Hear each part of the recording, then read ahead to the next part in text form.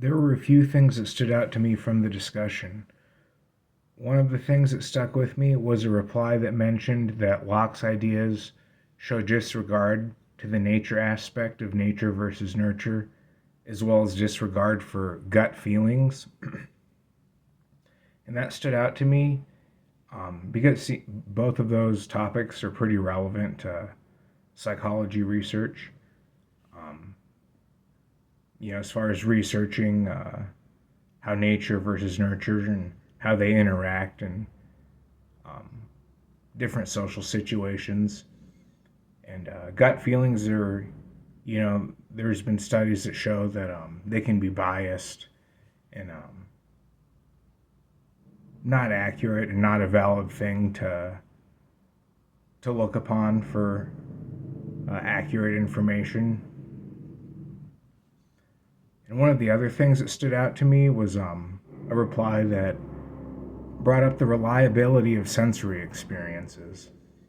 Um, and that seems very relevant to something like memory recall, um, where the environment and the things happening in the environment and the way that stimuli is processed during an event can impact the accuracy of the memory of that event.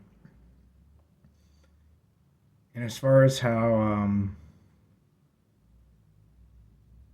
what I've been learning, well, at CSU, as far as like Locke's ideas, I've been learning a lot about like the research process um, and kind of the ethical implications of doing research.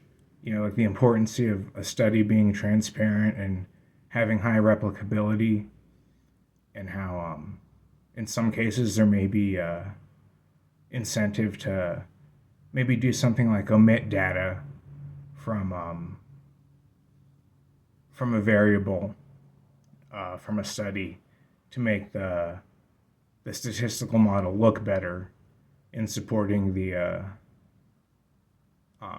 hypothesis.